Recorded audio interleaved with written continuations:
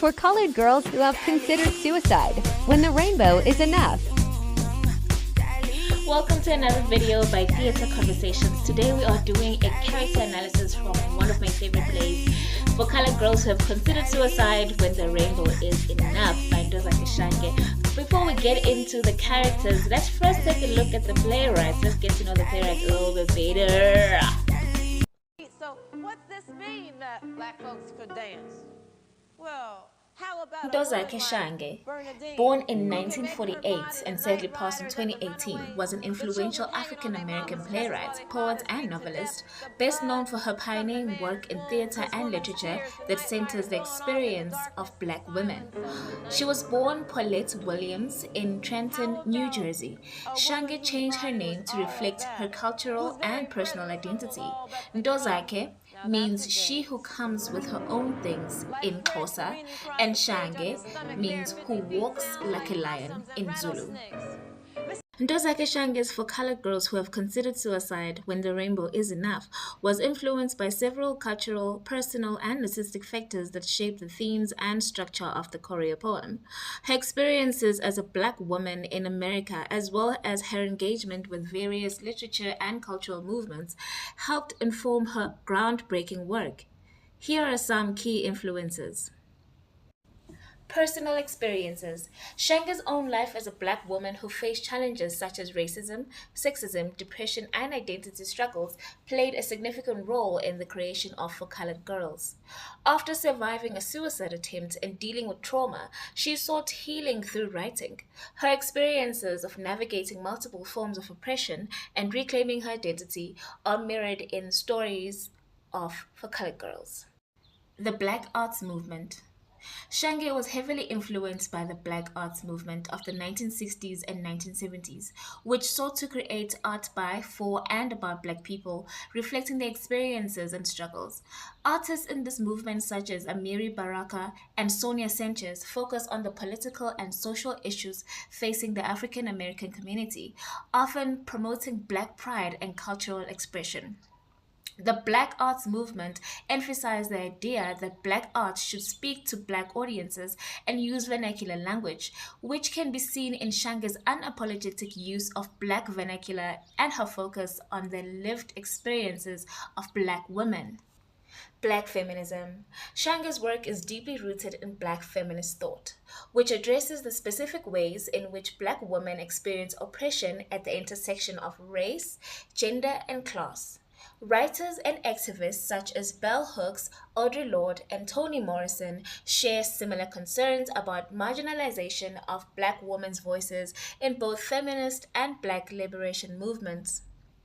Shange sought to highlight the unique experiences of black women through stories of survival, trauma, and resilience, all while affirming their identity and worth. The rainbow, in For Colored Girls Who Have Considered Suicide When the Rainbow Is Enough, is a powerful and multi-layered symbol that reflects Ntozake Shange's vision of healing, hope, diversity, and unity within the experiences of black women. The rainbow appears in both the title and in the concept of the 7 women, who are each associated with a different color. Let's break down the characters. The Lady in Brown. As a storyteller of the opening and closing sections, Lady in Brown serves as a grounding figure, connecting the modern struggles of black women to their cultural and historical past. Her stories often reflect the importance of heritage, lineage, and the shared history of black women, allowing her to symbolize wisdom and continuity. And I, yeah, and I imply, yeah, and when I kick it, yeah, I kick it high.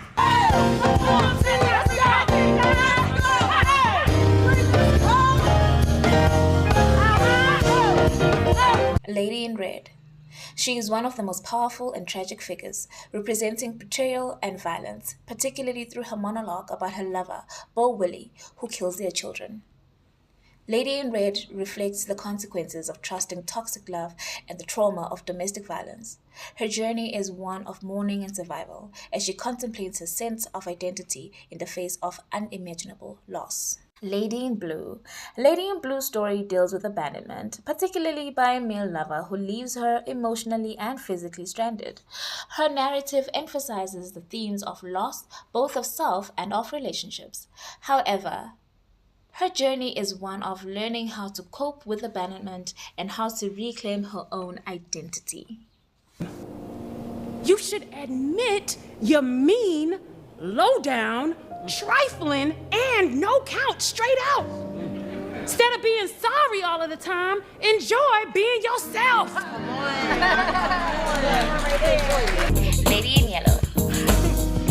It was graduation night, and I was the only virgin in the crowd. Bobby Mills, Martin, Jerome, and Sammy Yates, Eddie Jones, and Randy, all cousins. Lady in Yellow. Lady in Yellow represents youth, sexual discovery, and the naivety that accompanies it. Her monologue about her first sexual experience at a high school graduation party embodies a mixture of excitement and vulnerability, associated with coming of age as a young Black woman. Her narrative highlights themes of sexual exploration, joy, and the beginning of womanhood. Lady in Purple. Lady in Purple's story revolves around a search for self-worth in the face of rejection and heartbreak. Her narrative reflects a deep emotional pain of unrequited love and the ways in which Black women are often devalued in relationships. However, by the end, she affirms her own worth and begins to move towards healing. And the scars I had hidden with smiles and good fucking lay open. Lady in Green. Lady in Green is a vibrant, sexually liberated figure who speaks about embracing her own desires and reclaiming agency over her body. Her story is about confronting societal and personal limitations on sexual freedom, and her confidence becomes a symbol of resistance against repression. Somebody almost walked off with all of my stuff. Somebody almost walked off with all of my stuff and didn't care enough to send a note home saying I was late from my solo conversation. Or 2 sizes too small for my own tacky skirts. What can anybody do with something of no value on an open market? Did you get a dime for my things? Hey man, where are you going with all of my... I'm only human, and inadequacy is what makes us human. And if we was perfect, we wouldn't have nothing to strive for. So why don't you go on and forgive me, pretty baby, 'cause I'm sorry. And last but not least, the Lady in Orange. The Lady in Orange grapples with empowerment and self-expression. She reflects on moments of feeling constrained, but ultimately rises to embrace her own voice. Her narrative represents the importance of speaking up, defining oneself, and rejecting silence in the face of adversity. To conclude, while each woman tells a personal story, they come together to form a collective narrative that highlights the shared struggles of Black women, including love, loss, abuse, abandonment, and survival. The choreo poem culminates in a celebration of resilience and healing as the women find strength in themselves and in each other, embodying the rainbow of diverse experiences that unite them. This is the end of our video. Please do not forget to like and subscribe and comment in the comment section which play you'd like us to analyze next. Bye!